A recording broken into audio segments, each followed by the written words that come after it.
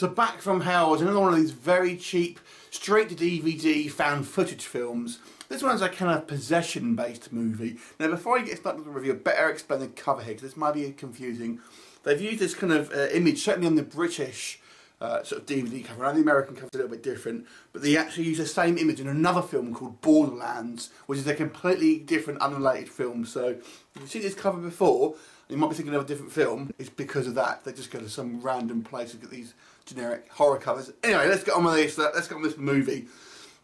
Basically, this film focuses on a group of friends. They're kind of going on holiday. This kind of like remote kind of villa somewhere and sort of Italian countryside, and it sort of happens to be next to this kind of old monastery.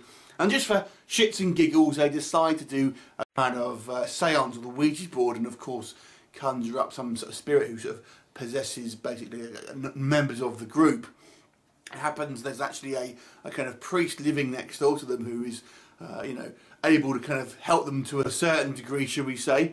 And that's pretty much the movie, really. It's just a kind of a very long, or it seems very long, sort of drawn out possession movie. Now, the problem with this film is that, first of all, the actors aren't very good. The acting in this film is very, very bad, particularly from some of the actors. The guy who initially sort of holds the camera for the most of it, we do see him on screen, as they tend to sort of take turns in holding the camera, but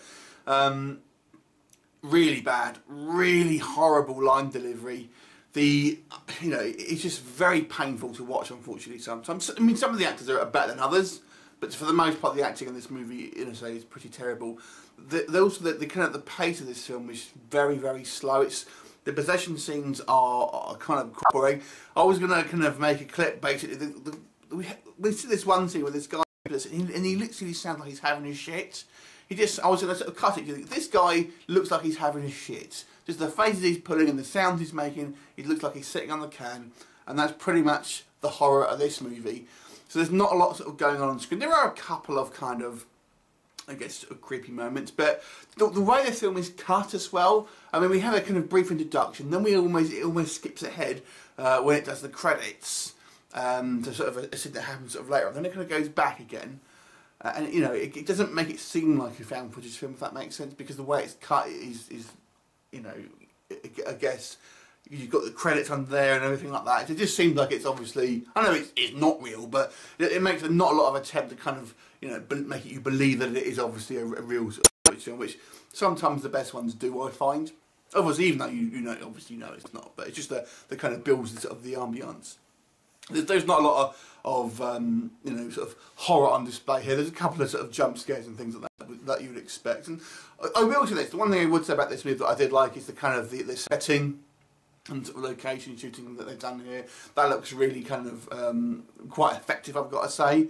But that's really the only kind of positives I have to say about this movie.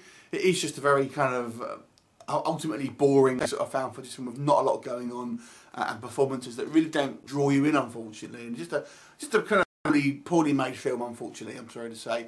So I'm going to have to give this movie a 3 out of 10. Have you seen it? What did you think of it? Leave me a comment and I look forward to seeing you next time. Bye for now.